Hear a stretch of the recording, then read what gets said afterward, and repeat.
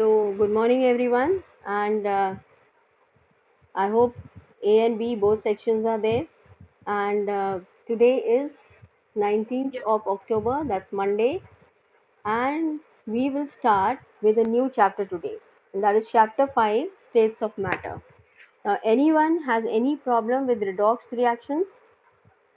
Are you facing any problem with redox reactions? Are you able to balance the reactions?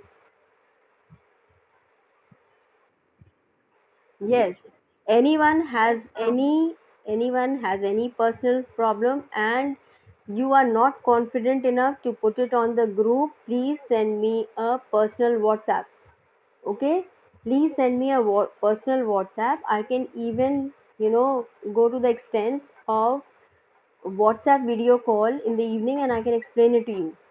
Okay, if you are having any problem, but don't feel that way that nobody is going to attend to your problems. I am always there. Is that clear? So feel free to attend, even if those chapters, not only redox, those chapters which we have done and you are having any problem, so you can. Now what I have thought is we will start revising, and maybe in the evening I will be putting two or three questions, all right, from any chapter which we have done so far, and you try and solve it. Okay, it won't take more than 15-20 minutes, but at least you will be in touch with what we have done. Is that clear? Because you may not have, because we are doing everything so slowly that you may not have time. And I have to start with practicals also. We have started with class 12 practical classes. Okay. Later on, we'll start for class 9 and 11 also. Alright, so let's go on to. Uh, so let us wait and watch. Alright. What is the result of opening the or starting the classes? Okay. So in 1 week time, we'll come to know. Now look here. Yes,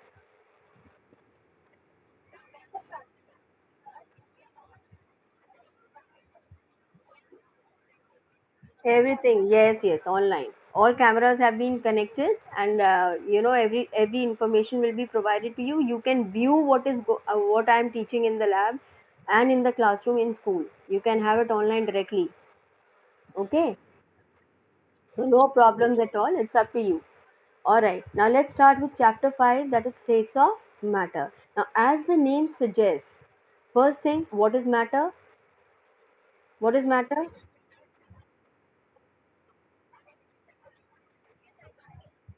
Okay, anything that has mass and occupies space is called matter. And there are three states of matter, three or four.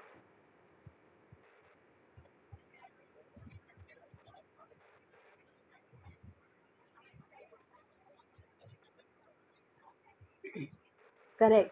So, but in your books, you have been dealing with only three states of matter, solid, liquid, and gas with respect to molecules. But there is one plasma also, and now new states of matter have also been added. And those who are intelligent ones, okay, intelligent ones, you want knowledge, you have quest for knowledge, you want to know things, so you will read about other states of matter on Google. Just type today states of matter, okay, and see how many are listed there. We will discuss about it, because I want that you should have some information, okay, and then I will elaborate on that. Okay, important terms and concepts. Now, instead of teaching you the way it is given in NCRT, that you can always read. Okay, there are some important concepts which I would like to discuss over here. First thing is solid, liquid, and gas. What is the difference between the three? You have already done in the form of a table in class 7 and 8. Now, first thing is they differ in intermolecular forces. What are intermolecular forces? As the name suggests, inter means in between the molecules. So, force of attraction in between the molecules is known as intermolecular force of attraction. Now, forces of attraction between the molecules is called intermolecular forces of attraction. In solids, intermolecular forces are high. In liquids, they are less, and gases, they are least, because the distance is large. So intermolecular force is inversely proportional to intermolecular distance. If the distance is more, intermolecular force of attraction will be less. Correct? Now till here any problem? I think in a s- in just 4 lines I have revised what you have done in lower classes. Now our class 11 syllabus. This much you already knew. This was your previous knowledge. I am elaborating on that, and some terms I have already explained to you. Okay, some terms I have already explained to you, and let me see how much you remember about it. Number one, types of intermolecular forces. There are different types of intermolecular forces which are there between the molecules. Number one, dispersion force or London forces. Number one is dispersion force or London forces. Second, dipole dipole attraction or dipole dipole force. Third, dipole induced dipole. And the fourth is hydrogen bonding. Dispersion forces or London forces, dipole dipole forces, dipole induced dipole, and hydrogen bond. Out of this, I had sent you a separate video on hydrogen bonding, isn't it? I had sent you a separate recording. So anybody who has not understood hydrogen bonding, you can play and see. Otherwise, it's on YouTube. Okay. In YouTube, I have recorded hydrogen bonding separately. Now, next is dipole dipole forces. This word also you are familiar with. Dipole means what?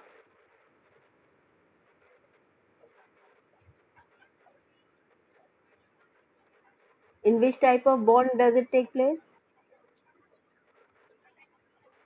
Polar covalent bond. When there is electronegativity difference between the two atoms, the bond becomes polar and one end becomes positively charged, the other becomes negatively charged. Yes. So if there are two dipoles, then what type of attraction you will have? Okay. So I will explain you here. Yes, plus will attract minus of the other molecule and minus will attract the plus of the other molecule. Okay, so this will be known as dipole dipole interaction. I will draw here and let us see. Can you name some molecule quickly which will form a dipole? Go HCl. Okay, and there is another HCl molecule. This is partial positive, this is partial negative, and this will attract this. Okay, similarly, this will attract a hydrogen of another HCl molecule. Okay, this is dipole dipole interaction. But if it is HF, this will be known as dipole dipole. This will become hydrogen bonding because fluorine, nitrogen, and oxygen are the highest electronegative element. So when dipole dipole attraction is between hydrogen of one polar covalent bond and nitrogen, oxygen, and fluorine, nitrogen, oxygen, then it becomes what? It is known as hydrogen bonding. Okay, so if I'm one sentence, I am saying, is it true or false? The hydrogen bonding is a special case of dipole dipole interaction. Correct? Okay. This is only restricted to three atoms, then you call it hydrogen bonding. Next, it is dipole and induced dipole. I'm explaining you. This is a dipole. This example you have given me. This is dipole. Another molecule is there which is non-polar. Can you think? KCl is ionic. I'm talking about covalent bond. Something which is non-polar. Okay, let's take methane. Correct. This is almost non-polar. Okay. Now see, this is non-polar and this is polar. But if the two molecules are closer to each other, what will be the effect? Yes, this yes, induced. Induced means only, look here. Okay, this is it. Now what happens? This will repel electrons. This is going to repel electrons. When it will repel electrons, this end will become partial negative and this will become partial positive due to repulsion of electrons. Okay, and there will be attraction here. So this dipole has induced charge in a non-polar molecule. Okay. If I will remove this, what will happen? This will become non-polar. So correct. This is temporary dipole. This is permanent dipole. If I will remove this, okay, this polarity will be lost. So this molecule has induced dipole or polarity in this molecule. This is dipole induced dipole interaction, right? And last of all is, if all the molecules are there which do not have any polarity, they do not form dipole, okay, so that means all methane molecules will have no attraction. They will have attraction, and that attraction is known as London force. All right, non-polar molecules. Very good. So this is for non-polar molecules. It does not mean that non-polar molecules do not have attraction. They do have attraction, but then no, it is not momentary. It is very weak. It is very weak. Okay, because there are no charges involved. Is that clear? So this is it. All right. Now let us arrange them in order which is going to be the strongest intermolecular force of attraction. Strongest. Four I have given you. Which is the strongest? Hydrogen bonding, in the dipole induced dipole, dipole dipole interaction. Who said hydrogen bonding? Okay. So very good. See, hydrogen bonding is the strongest. It affects the properties. How? Firstly, it is dipole dipole, and then between most electronegative elements. So the charge density is more. Charge density is more, right? So hydrogen bonding will be the strongest, followed by dipole dipole, then followed by dipole, good, dipole and induced dipole. Okay, and the fourth is London or dispersion forces is the weakest.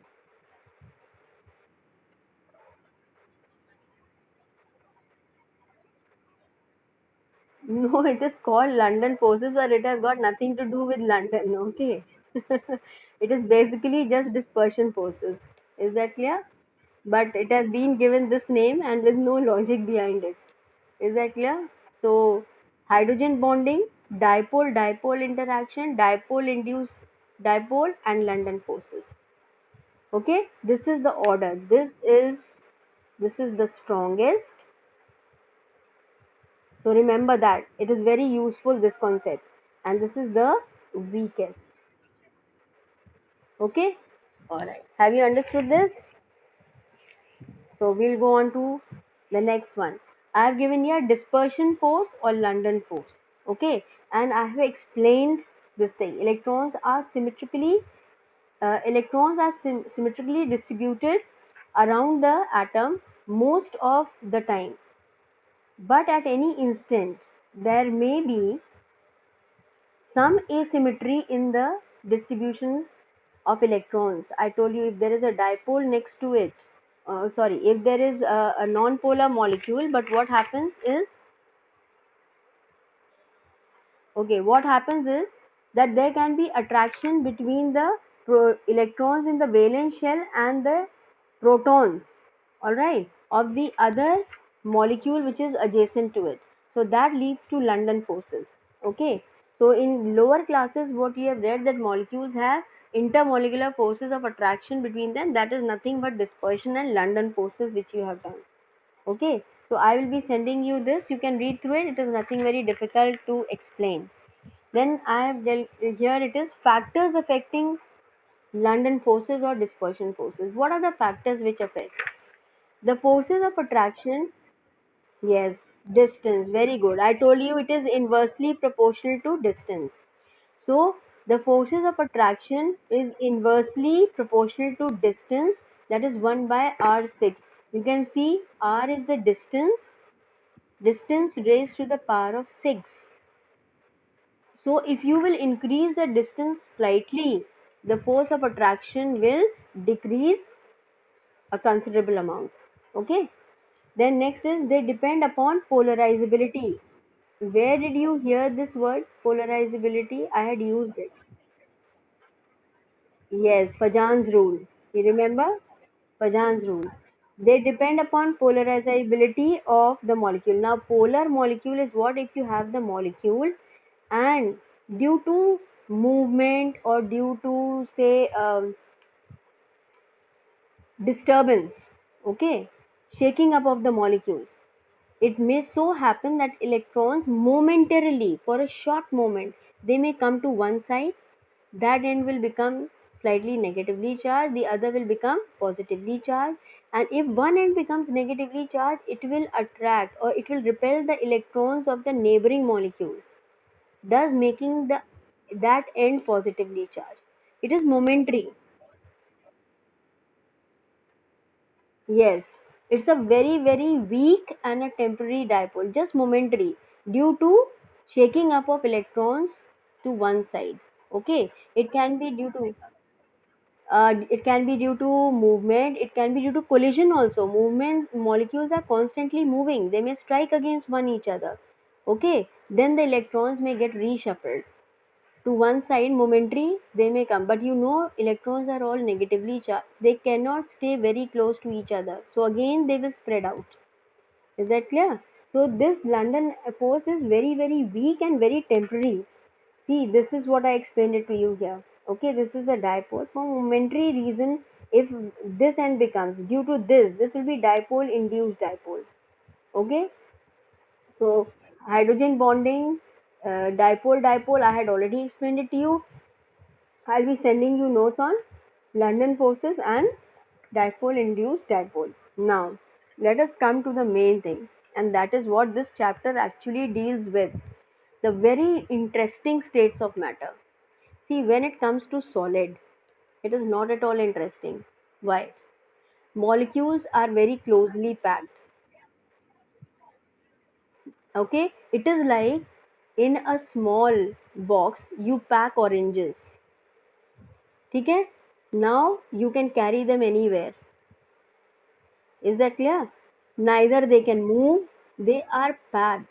Similarly, if you have a small classroom and large number of students are sitting next to each other, all right, hand of one is touching the other. It is very irritating, no? You can't move. Is that clear? So what? If molecules are like that, you apply pressure, nothing will happen. If the molecules are so tightly arranged, you apply pressure. There is no empty place where molecule can move, so nothing will happen. Okay.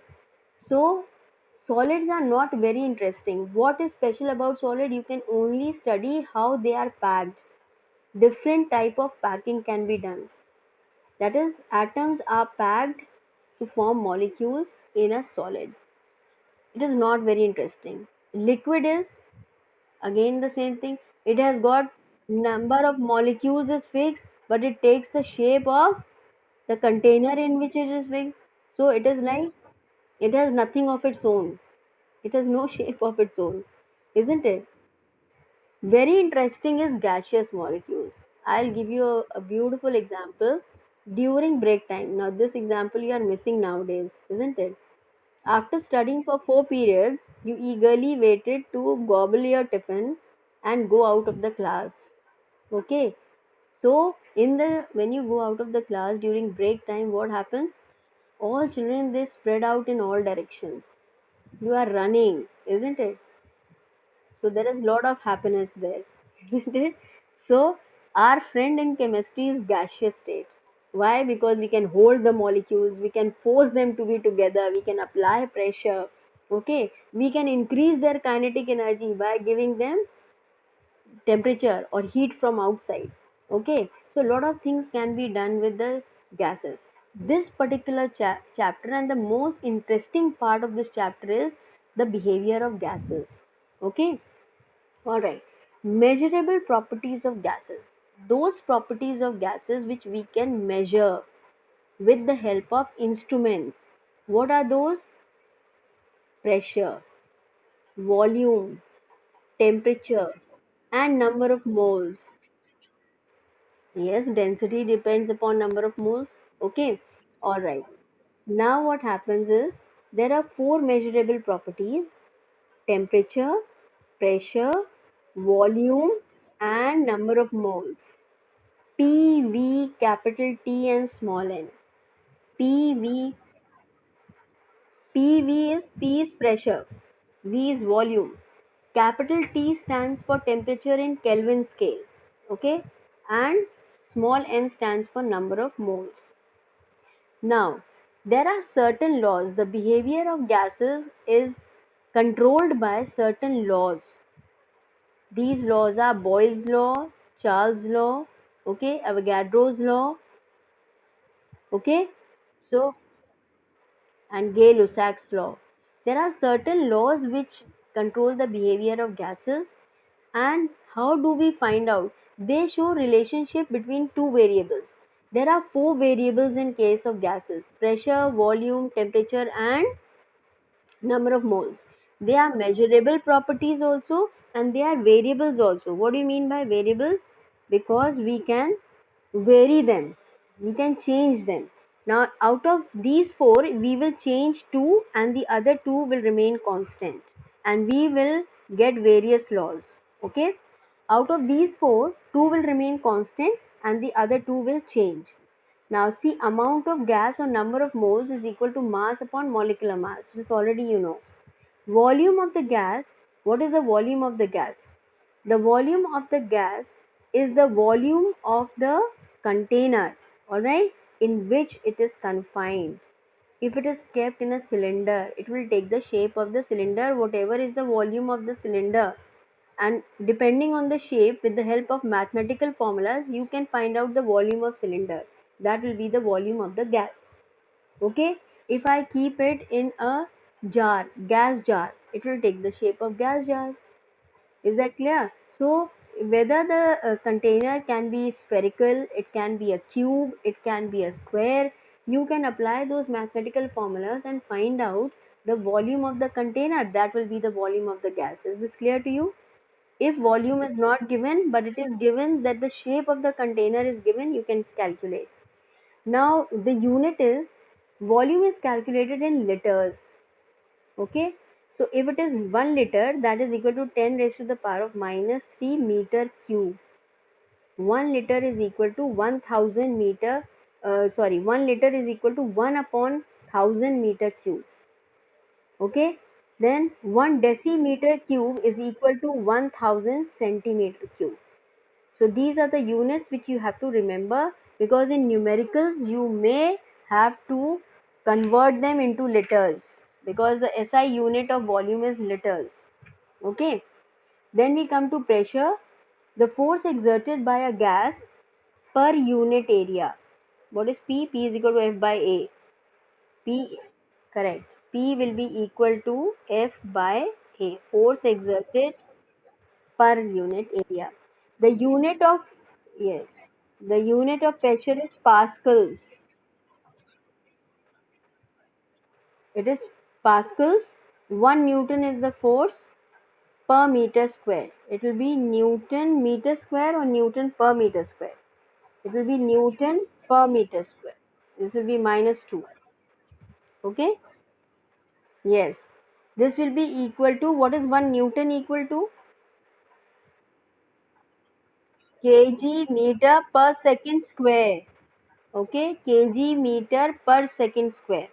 Okay, for gases we generally express pressure in terms of bar. Okay, this is also, you must have read about atmospheric pressure in bars. Okay, 1 bar is equal to 0.987 atmosphere, but for numericals what do we take? 1 bar approximately equal to 1 atmosphere, because it is approximately equal to 1. 0.987 is very close to 1. Okay, so 1 bar is equal to 0.987 atmosphere. 1 bar is equal to 10 raised to the power of 5 pascals, and 1 atmosphere is equal to 101.325 kilopascals. This you will have to remember. This you will have to remember. Okay. Now I told you there are four variables. What are those four variables? Pressure. Okay. Now let us go to the first law, that is Boyle's law. Boyle's law gives us relationship between pressure and volume. Boyle's law gives me relationship between pressure and volume. So which other two factors are constant? Temperature and small n. Temperature and moles. Moles you take 1 mole. Fix हो गया. ठीक है? N will be equal to 1 mole and temperature will remain constant. Now we will study the relationship between pressure and volume. That is, if we increase pressure, what will happen to volume of a gas?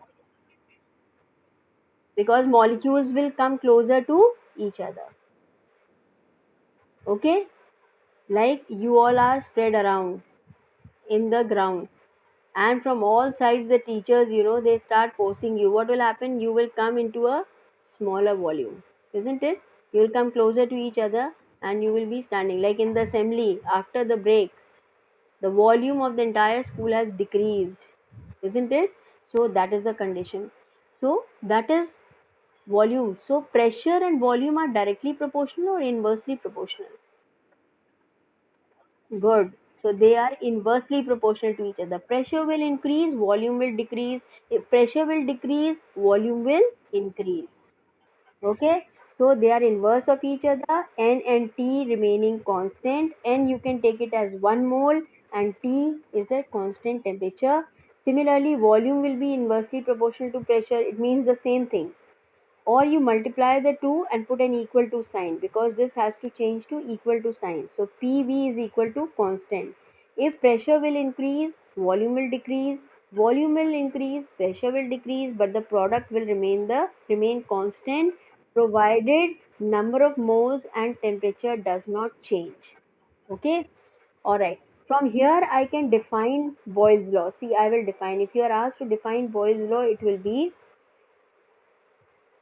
for a fixed number of moles of a gas, for a fixed number of moles of a gas at constant temperature, the pressure of the gas is inversely proportional to its volume. Is this statement correct? For a fixed number of moles of a gas, for a fixed number of moles of a gas at constant temperature, the pressure of a gas is inversely proportional to its volume. Okay? Or we can write P1 V1 is equal to P2 V2 if if the gas is same. You cannot use this formula for two different gases, because if this is pressure in one condition, this is pressure under second condition, this will be volume occupied by the gas in one when pressure is P1. V2 will be volume occupied. Yes, this is volume occupied by the gas at pressure P, but the gas is same. These two cannot be different gases. They have to be same gases. We are just finding out the volume at different pressures. Or we can write P1 upon P2. I will bring it this side. P2 will come here. V1 will come here. Okay. P1 upon P2 is equal to V2 upon V1. Okay.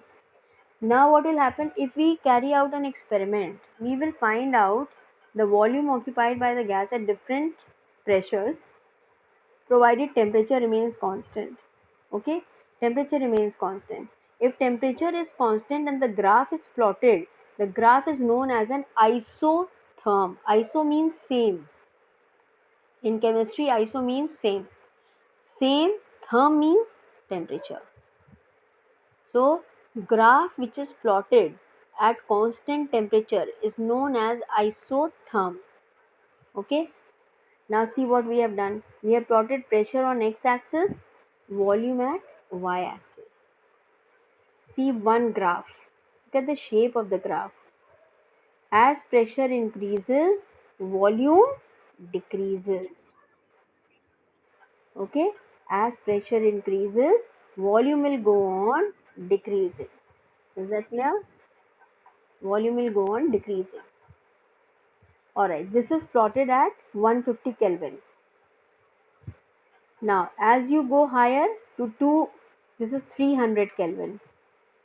Okay, now see, first the volume at 150 Kelvin was how much? This much? Okay. Now at higher temperature the volume is going to increase. But as you increase pressure, again volume is going to decrease. So this graph will be higher than this because temperature is higher, so volume of the gas will also be higher, right? Then same is there at 600 Kelvin. So each of these lines is known as an isotherm, and the graph shows between pressure and volume. The shape of the graph will be this, showing with increase in pressure the volume of the gas is decreasing at a fixed temperature. Okay, all right.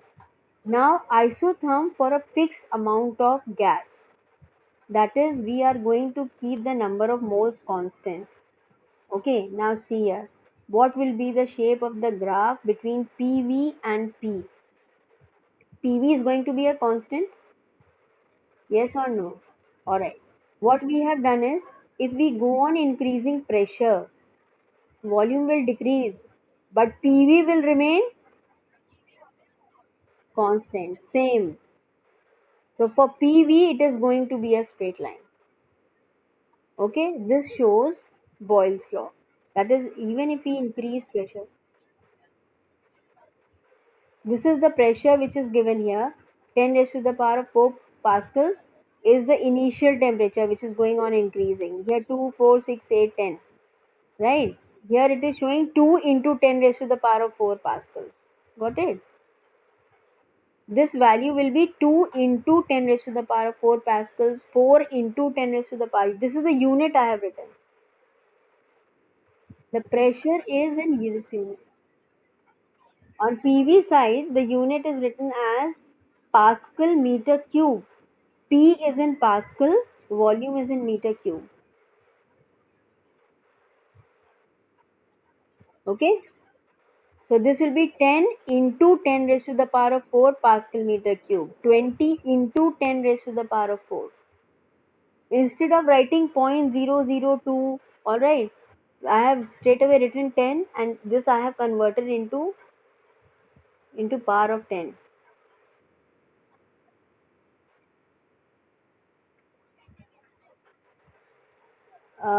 See, anywhere is, if this has been amount of gas is fixed, that means number of moles is fixed. Okay, they have not mentioned the gas over here, but it is for 1 mole of a gas. STP conditions. Yes, at STP. See, 1 mole of a gas I have taken. 1 mole of a gas, 1 mole of any gas will always occupy 22.4 liters. So I have taken STP conditions where pressure is how much. This is STP conditions. Okay, what I have taken. All right. Next is plot of P and 1 by V. Now P is inversely proportional to V, right?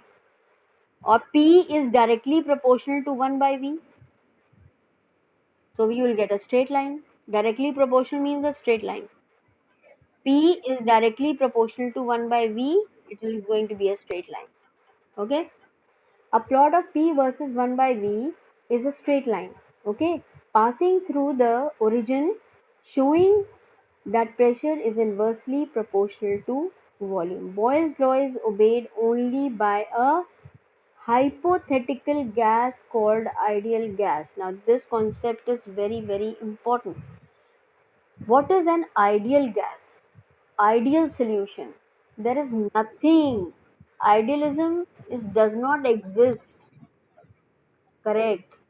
Ideal gas. Okay. So very good. Good. So all of you are very well informed. Okay, and you accept there is no ideal student also, and there is no ideal teacher also. Am I right? So there is no ideal student.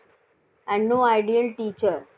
We even the teacher who's teaching moral science is not an ideal teacher. Is that clear? We are all human beings. We have our own limitations, isn't it? So when you look into a teacher, you should never, see look around for perfection. What you should look around for, that she is able to enhance your knowledge about a particular topic. Okay? You get to learn from her, so you respect her. You get to learn from her, you respect her. Similarly, your parents, your grandparents, and any other human being you will meet in your life, he can be your boss, he can be your competitor, okay, he can be your friend. You ought to respect that person because you are at the receiving end, because you are getting something from them. Okay, only money? No, sometimes knowledge also. Sometimes if they tell you their experience, you learn from them. Always listen to your elders. It is not necessary that you take 100% and apply to your life, but it might help you to solve some problem in life. Okay, so you must listen to your those who are ahead of you in life. Okay, even whether it is profession and all, and then you make your own judgment. Okay, and be responsible for your actions. You consider everything. See, this my father did this, my uncle did this, my brother did this. This is the mistake they made. Okay, now I am going to do this. I should not commit these mistakes, but the decision is yours. And everything next, if you accept failures, okay, next something wrong happens, be bold enough to say the decision was mine and I accept it was my fault. Okay, so that is what I want. I said I don't want ideal students, those who are bookworms getting 100% marks. No, I want people who have good personality, who are truthful to themselves, not truthful to me or parents, truthful to themselves. Okay, whatever you are doing, you should be very clear in your heart. This is my decision. Okay, and I have considered everything, I have taken everybody's opinion, but the decisions in life will always be yours. Okay, is that clear? So there's nothing like ideal solution and ideal gas. But in chemistry, anything which is very close to the ideal situation, we take that as ideal gas. Okay. Now, what is the definition of an ideal gas? And a gas which obeys Charles' law, Boyle's law, Avogadro's law, okay, and combined gas law under all situations of temperature and pressure. If a gas does not obey any of these laws, if the pressure is too low or if the pressure is too high, will not be called a ideal gas. Ideal gas should be whether the temperature is very low, whether the temperature is very high, pressure is low, pressure is high, okay, and number of moles is less or number of moles is more, it should continue, following all these laws. Such a gas does not exist. Okay, some of the gases which are following these laws very closely, we tell them they are ideal gas. Other gases which show deviation under high pressure or low pressure, under high temperature or low temperature, we do call them real gases, REAL. And most of these gases are real gases. Okay, alright. So, however, other gases like nitrogen, CO2, oxygen, these are the gases which we are interacting with in nature. Nitrogen is an abundance, then carbon dioxide we are producing, oxygen we are always falling short of. Okay, we obey Boyle's law at low pressure and high temperature and behave like ideal gases. They are very close to ideal gas behavior, but when these two conditions, under low pressure and high temperature. Okay,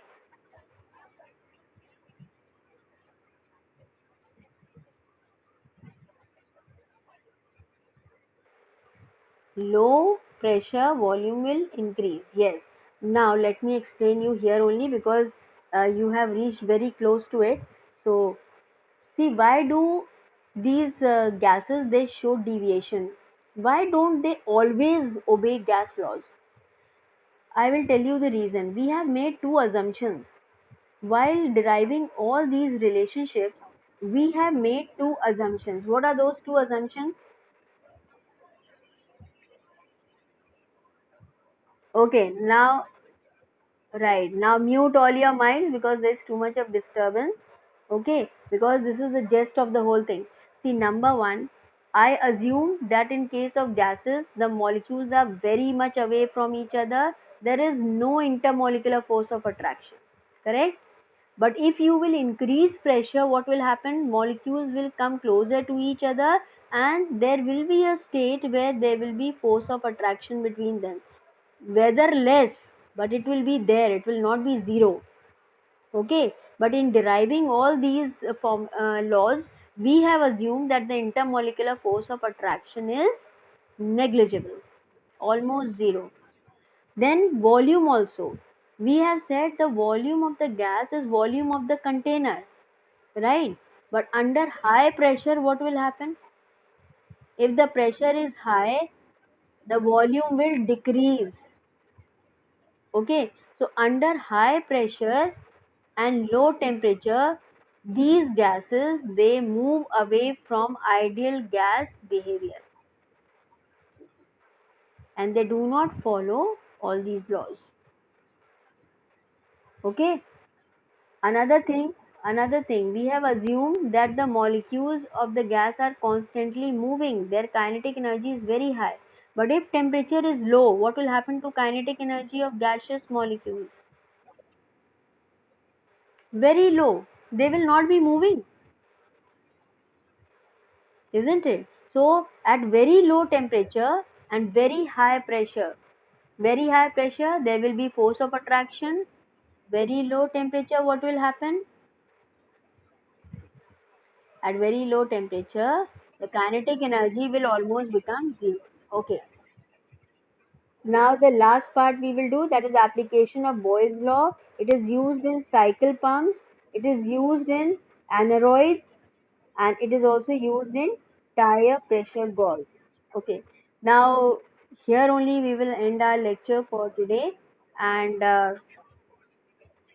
that is because you all have unmuted your mics. You all have unmuted your mic. Okay. All right. So with this, fine. Now,